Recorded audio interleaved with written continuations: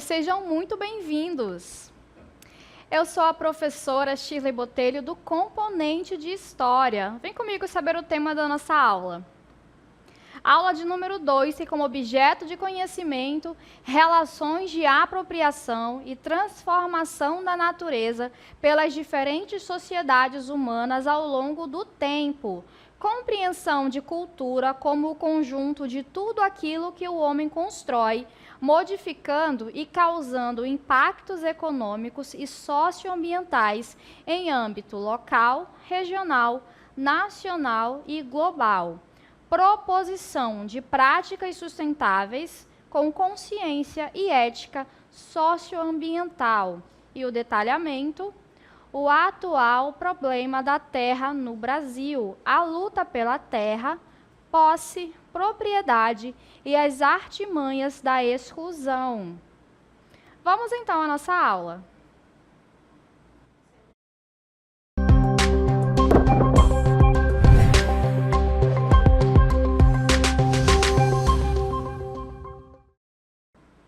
Certo, então nós vamos hoje explorar um tema fundamental para nós compreendermos o problema de terras no Brasil. E a gente precisa entender que a questão fundiária no Brasil é um dos problemas estruturais mais antigos e persistentes do país. Por isso que nós estamos aqui diante deste cenário. E desde a colonização, o acesso à terra ele tem sido marcado pela concentração nas mãos de poucos, o que resulta em desigualdades sociais, conflitos no campo e exclusão de camponeses, indígenas, quilombolas e pequenos agricultores. Então, para compreender essa problemática, é essencial analisarmos o histórico da distribuição de terras no Brasil, as disputas entre posseiros e proprietários e os mecanismos utilizados para perpetuar essa exclusão. Então, para a gente compreender toda essa problemática, a gente precisa voltar no tempo, a gente precisa voltar o nosso olhar na história. E, afinal de contas, eu deixo aqui uma pergunta para vocês. Por que a terra ela é tão importante? Precisamos compreender que a terra ela é muito mais do que um recurso natural. Ela é algo de extrema importância para a construção das sociedades. A terra ela representa poder. Mas por que ela representa poder? Porque quem possui terra, além de possuir, de controlar os recursos naturais, influencia também nas decisões políticas e também nas decisões econômicas. E também ela representa identidade. As comunidades tradicionais, como as comunidades indígenas e quilombolas, têm uma forte conexão com a terra. Então, a sua cultura, a sua identidade estão atreladas ao seu território. E também tem uma relação da sobrevivência. Afinal de contas, milhares de brasileiros dependem da terra para tirar o seu sustento. E no Brasil, a concentração de terras nas mãos de poucos é um problema histórico que gera conflitos, exclusão social e impactos ambientais. E por que a gente está falando que isso é um problema histórico? A gente vai observar a partir de agora. Vamos observar desde o período colonial, que remete lá aos séculos XVI até o século XVIII, que é o que configura o nosso período colonial brasileiro. Então, a colonização do Brasil ela foi marcada pela implantação do sistema das capitanias hereditárias, a partir do ano de 1534. Então, só para a gente relembrar um pouquinho o que vocês já viram, a gente trouxe aqui esse mapa que representa as capitanias hereditárias. As capitanias elas foram instituídas em 1534, ali nas primeiras décadas do século XVI.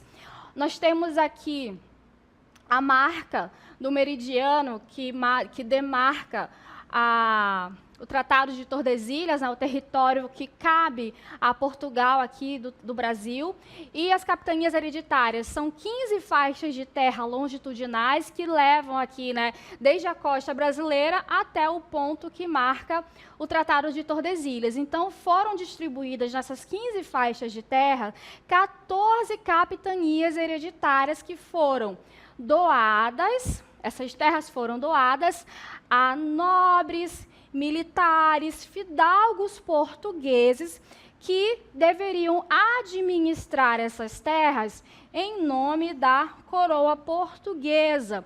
Então, esses capitães donatários, como ficaram conhecidos, eles deveriam administrar as capitanias, fundar vilas, catequizar os indígenas e tinham demais atribuições. Esse sistema, ele refletia uma concentração de terras nas mãos de poucos. Então, nós já temos aqui o início de uma concentração fundiária. Então, ele estabelece uma estrutura fundiária desigual desde os primórdios da colonização brasileira. Então, a gente já observa o início desse período colonial brasileiro com uma estrutura desigual, ou seja, percebemos grandes extensões de terras sendo distribuídas a poucas pessoas, né? A poucos homens. E esse sistema, ele vai ser baseado numa economia agrícola. E aí a gente traz vocês para um outro cenário. Nós estamos aqui diante de um canavial, né? De um engenho de cana-de-açúcar. Afinal de contas, a gente volta aqui para o nosso texto, a economia colonial, ela foi impulsionada pelo cultivo da cana-de-açúcar no Nordeste. Dentre uma das atribuições dos capitães donatários era desenvolver a cultura da cana-de-açúcar, já que o solo ele era extremamente propício para essa economia. Então, consolidou-se o latifúndio monocultor, baseado no trabalho escravizado, ou seja, grandes proprietários trabalhando, desenvolvendo uma única cultura, produzindo um único produto, no caso aqui, a cana-de-açúcar. E qual vai ser a mão de obra empregada para o desenvolvimento dessa atividade econômica? A mão de obra escrava dos africanos escravizados, que vão chegar em larga escala a partir da introdução das capitanias hereditárias. Os indígenas que viviam nessas terras, há milênios, eles foram expulsos, escravizados ou dizimados. Então, a gente percebe que com a introdução, logo nos primeiros anos do processo de colonização no Brasil, uma concentração de terras e o alijamento, a expulsão de minorias históricas. Então, os indígenas, que eram os verdadeiros donos dessas terras, os proprietários, aqueles que habitavam essas terras, eles foram expulsos dos seus territórios. E essas terras ficaram concentradas nas mãos de poucos. Então, a terra, ela tornou-se sinônimo de poder e exploração, com os colonizadores controlando vastas áreas em detrimento das populações nativas. E a estrutura fundiária colonial, ela estabeleceu uma relação direta entre posse de terra e poder político e econômico. Esse é um ponto muito importante, porque a gente precisa lembrar que a questão política ela está muito vinculada à relação fundiária, aquele que possui a terra. Porque quem vai comandar as vilas, quem vai comandar as cidades são os chamados homens bons. E, afinal de contas, quem são homens bons? São aqueles que fazem boas ações? Não, um homem bom no período colonial brasileiro é aquele que possui terras, é aquele dono de engenhos, é aquele dono de pessoas escravizadas, são aqueles grandes comerciantes. Então, as pessoas que não possuem terras, que não possuem escravizados, que não são grandes comerciantes, não são considerados homens bons. Logo, são pessoas que não fazem parte das decisões políticas, são pessoas que não podem fazer parte das câmaras municipais. Então, percebam como essa relação da terra está intrinsecamente ligada às questões políticas. Então, a terra, ela era usada como um instrumento de dominação e controle social, consolidando as bases da desigualdade que, infelizmente, persiste até os dias atuais. E aí a gente avança, a gente sai agora do período colonial e a gente avança até o século XIX. No século XIX, a gente destaca aqui a Lei de Terras de 1850. Em 1850, foi promulgada a Lei de Terras, que estabeleceu que as terras devolutas, que são as terras devolutas? São aquelas terras públicas. Elas só poderiam ser adquiridas por meio da compra e não por ocupação ou por doação. Um ponto importante é que, dentre as atribuições dos capitães donatários, é que eles poderiam também doar terras, doar sesmarias a alguns colonos. E a partir desta lei de 1850, isso não vai mais ser possível, certo? Essa lei vai beneficiar quem?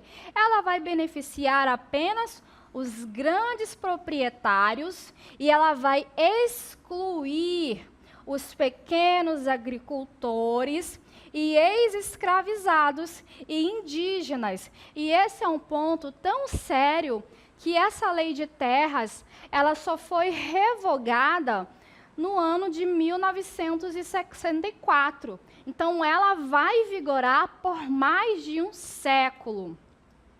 A Lei de Terras, ela consolidou a estrutura fundiária desigual que persiste até os dias de hoje, pois ela impediu que a maioria da população tivesse acesso à terra.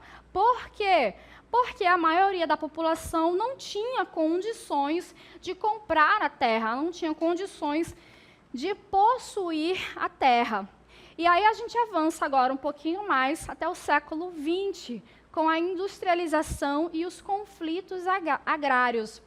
Durante o século XX, apesar de algumas tentativas de reforma agrária, como no governo de João Goulart, por exemplo, que durou de 1961 até 1964, a estrutura fundiária ela permaneceu desigual. João Goulart tentou propor uma reforma agrária, no entanto, isso desagradou os grandes proprietários de terra, isso desagradou o agronegócio e uma parte conservadora da população, o que acabou levando ao golpe militar. Então, a gente tem a ditadura militar, que durou 21 anos, né, que foi de 1964 a 1985, e durante esse período houve um incentivo à expansão do agronegócio e o modelo de grandes propriedades, sem garantir acesso à terra para pequenos agricultores. Além disso, houve um grande incentivo à mecanização das grandes propriedades agrícolas, o que vai fazer com que ocorra a expulsão de vários camponeses da área rural, do campo. Então, isso também vai dificultar cada vez mais o acesso à terra. E aí a gente precisa estabelecer a distinção entre posse, propriedade e a questão da exclusão. Então, a propriedade da terra, ela se refere ao direito legal de posse registrado em cartório. Esse modelo, ele favorece grandes latifundiários e empresas do agronegócio, que possuem títulos de propriedade. Por quê? Para você garantir a propriedade de uma terra, de um terreno, de determinada propriedade, não é simples. Isso envolve registro em cartório, isso envolve diversos mecanismos legais que são de difícil acesso. Então, para que um pequeno agricultor, pequenos poceiros, o acesso a isso não é tão fácil. Então, muitas vezes, esses dispositivos legais, eles acabam excluindo as pessoas mais simples de ter acesso legal a essas propriedades. Em relação à posse, a posse da terra, por outro lado, ela é o direito de uso baseado na ocupação e no trabalho na terra, sem um documento formal, sem uma legalização. Então, muitos camponeses, indígenas e quilombolas vivem nessas condições. E com isso, eles sofrem constantemente com o receio de expulsão, né? Ocorre muitas vezes o que a gente acompanha nos jornais dia a dia, né? A questão da reintegração de posse, por meio do uso da polícia, enfim. Isso por conta da falta do título de propriedade. E quais são os mecanismos de exclusão? A concentração de terras levou à criação de mecanismos para excluir populações do campo, como a grilagem, que nada mais é que a falsificação de documentos para a apropriação ilegal de terras públicas, a expulsão de comunidades tradicionais e o uso de milícias armadas para intimidar poceiros. Então, uma prática bastante comum nos dias atuais. Ocorre também o uso da violência, com assassinatos de lideranças camponesas e indígenas, como casos registrados na Amazônia e no Cerrado. Na Amazônia existem muitos casos registrados nesse sentido. E também ocorre a falta de políticas públicas. A reforma agrária defendida há décadas, ela enfrenta entraves políticos e econômicos. Lembra que nós comentamos ao longo da nossa aula que aqueles que possuem terras, eles têm influência na política? Então, existe a famosa bancada do agronegócio, que sempre que aparece alguma medida no sentido de reforma agrária, a bancada do agronegócio impõe ali algum tipo de entrave político, porque a questão da terra é algo político e é uma discussão muito séria.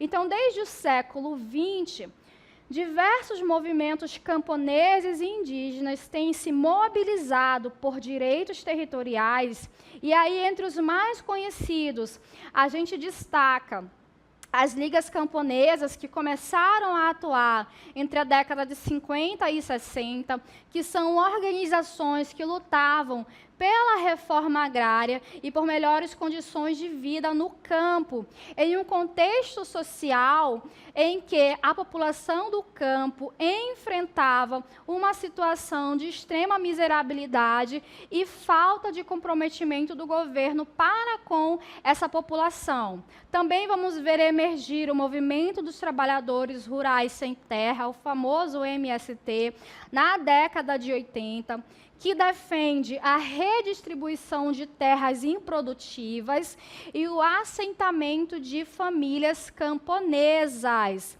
bem como os movimentos indígenas e quilombolas, que exigem, eles lutam pela demarcação de terras tradicionais e enfrentam resistências de fazendeiros e empresas, inclusive essa demarcação que está estabelecido na Constituição, mas infelizmente, por conta desses entraves políticos, é algo que não foi concluído até dos dias atuais.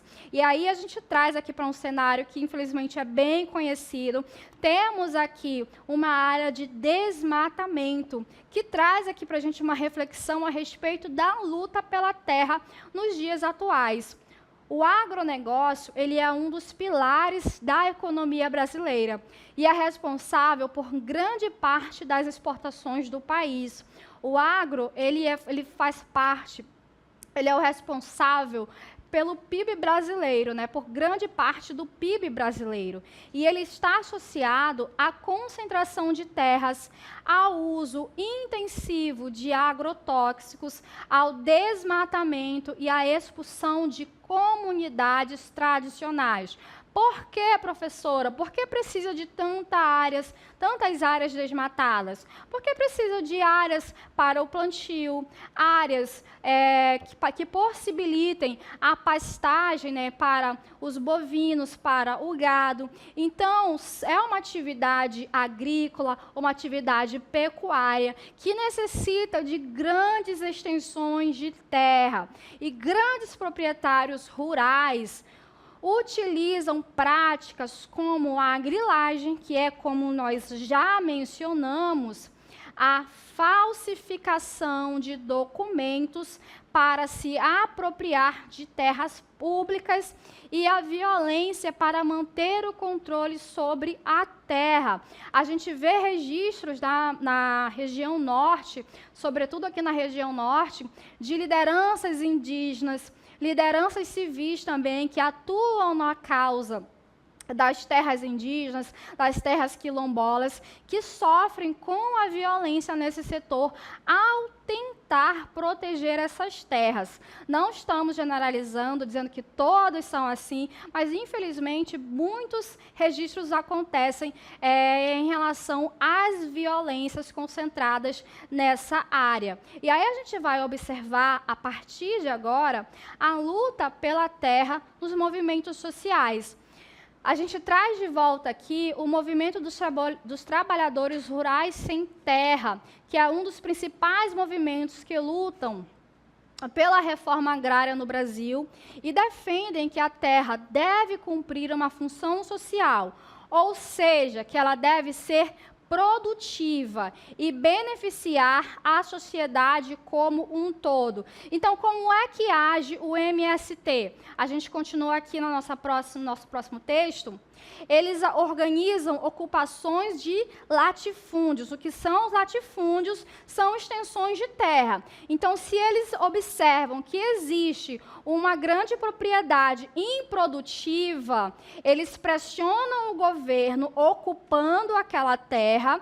Então, eles vão pressionar o governo para realizar uma reforma agrária, ou seja, eles vão ocupar aquela terra improdutiva com o intuito de pressionar o governo para que o governo faça uma reforma agrária, ou seja, para que ele redistribua aquela terra entre as famílias que estão sem terra. Daí o nome do movimento. E os assentamentos do MST produzem vários produtos agrícolas, como arroz, feijão, mandioca, milho, leite, frutas e hortaliças, além de atuar na criação de pequenos animais. Então, além de propor a questão da reforma agrária, também existe a questão agrícola. O movimento MST, ele se destaca nessa questão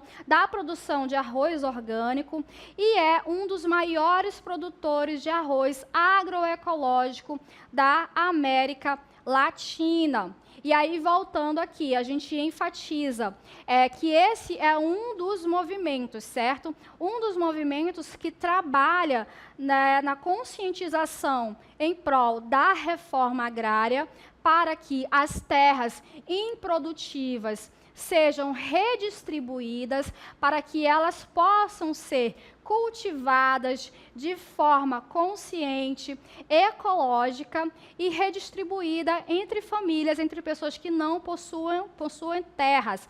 Por quê? Porque desde a origem do Brasil, como a gente observou na nossa aula, a distribuição de terra no Brasil, ela se fez de forma desigual. Ela se fez para excluir a maior parte da população. E aí, a luta pela terra hoje, das comunidades tradicionais, envolvem grupos como indígenas, quilombolas, ribeirinhos e outras comunidades tradicionais. Os indígenas que estavam no território brasileiro há centenas de anos antes da chegada dos portugueses, os quilombolas, que são os descendentes de africanos escravizados, os ribeirinhos, que são aqueles que vivem nas encostas dos rios, e outras comunidades. Então, eles lutam pelo reconhecimento de suas comunidades e buscam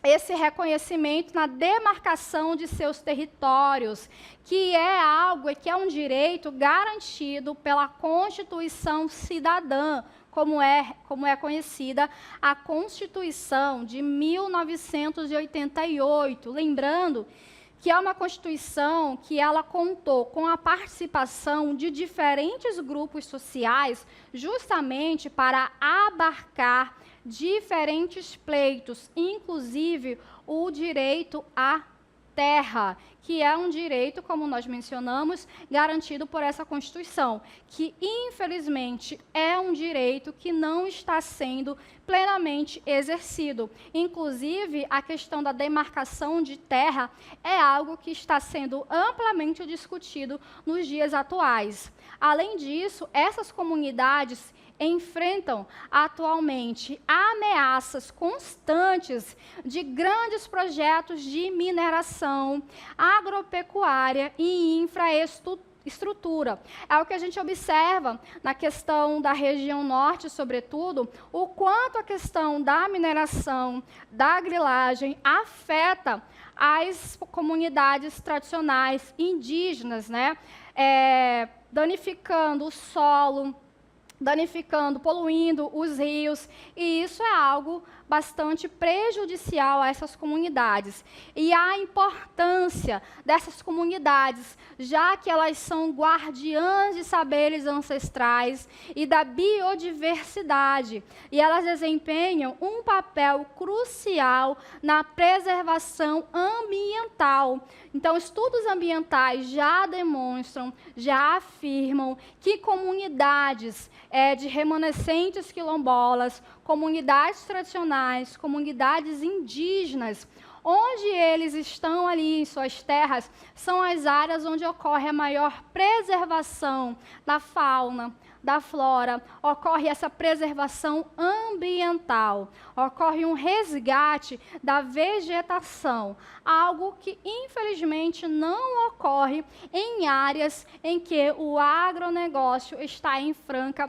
expansão. Então, queridos, nós vimos que a questão das terras no Brasil, dessa desigualdade da redistribuição de terras, ela tem uma gênese. E essa gênese, ela está ligada ao período colonial brasileiro, quando ocorre lá no comecinho da colonização, a distribuição das terras através das capitanias hereditárias. É importante a gente enfatizar que quando a gente fala na questão política, isso está atrelado desde o início também, porque existe o voto censitário. Quando ocorre lá no período colonial, ou melhor, a partir ali do Império, quando o país se torna independente e ocorrem as eleições para o Senado, ocorrem as eleições para a Câmara, só quem pode votar é aquele que tem uma renda. Existe o voto censitário. E quem é que tem uma renda? São aqueles que possuem terras, são os grandes comerciantes, eles que ditam a política. E isso vai perdurar até a implantação da República. Então, percebam como era excludente na questão política e, infelizmente, por muito tempo, isso vai vigorar, certo? Então, a gente finaliza assim a nossa aula e até a próxima.